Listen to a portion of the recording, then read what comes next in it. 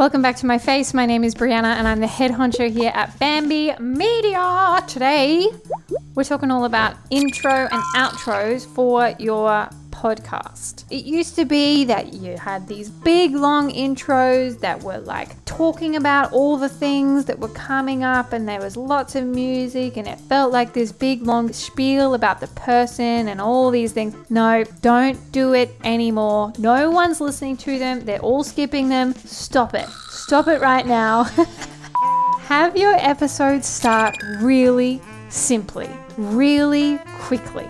If you have a longer intro, you're more likely to have the person skip it. Unfortunately, it's not something that you can track on podcast platforms as yet, going into the actual retention rate, looking when people drop off listening to podcast episodes. You can certainly do it on YouTube, which is super cool. When you go to the analytics at the back end of YouTube, you can see where they switch off. If you put just the RSS feed through YouTube, you will be able to track what the kind of drop-off rate is on those ones, which is just the audio with like a static graphic. You don't need to explain in full for a minute and a half who you are, what the show is about, who it's for, how you can help them, all the things in your intro. It's like a big old call to action that no one asked for. If you leave and listen to the way we do it here at Pump Up Your Pod, there's barely anything. There's a little bit of music and then it's straight into the thing. I like that because I'm trying to deliver some educational content to you, and I know you don't want me to stuff around. And I don't want to stuff around either. I just want to get to it. I don't want you to have to skip through a bunch of stuff to get to the juice. Give me the juice! Have a little bit of music, have a little intro, maybe 20 seconds if you want to have something that plays every time at the front, and then straight into it. The other thing that can work, which is cool in like the structure point of view, is if you have an intro that you say just for the episode. Like today we're going to talk about how to cut an avocado, and then today we're going to talk about cutting an avocado, and I have an expert in cutting avocados here on the podcast today. Her name is Sally, and I can't wait for you to listen to this episode.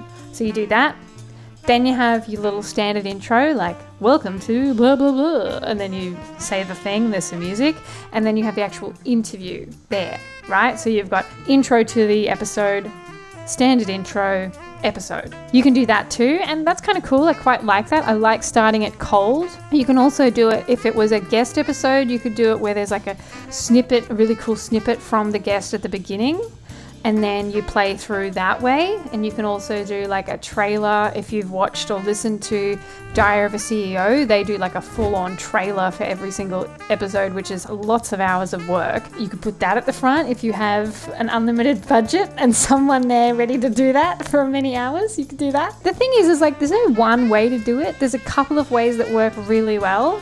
But the way that doesn't work well is a giant long intro that's like a minute or more, where you're just trying to give them too much information that they don't want, they don't need, they're not asking for it. Don't give it to them. If you want to do a call to action, if you want to talk about something that you have for sale, that you're offering, whatever, do that in a mid-roll. A mid-roll is like an ad for your show. You can put it in dynamically or baked in. Different ways to deliver the same content there, where you can say like, I interrupt this podcast episode to tell you about my favorite microphone, which is the SE DCM8. This is actually my favorite microphone, by the way, and I haven't reviewed it yet, and I'm going to because it's great. So you could put like a mid-roll in there, which relates to the thing that you're trying to sell. So if you have courses, if you have sponsorships, if you have, merchandise, whatever it is, put that in a mid-roll and make it fun and cool, maybe silly, depending on who you are. Certainly for us, that would work. And then that's the mid-roll. And then for your outro, barely anything.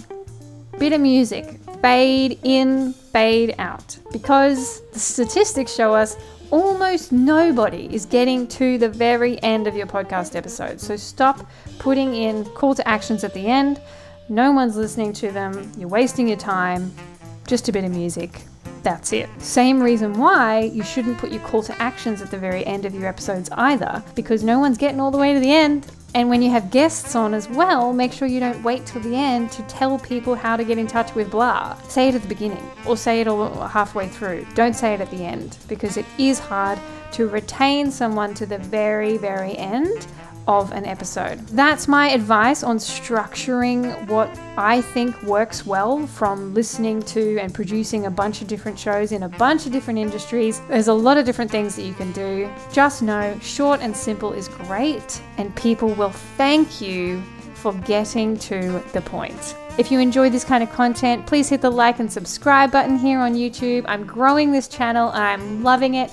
If you have anything you'd like to say, put it in the comments. Hopefully they're nice things. If I can help you in any way, I will certainly try to do that. And you can engage with us at bambimedia.com if you'd like to work with us in some capacity there. Bye!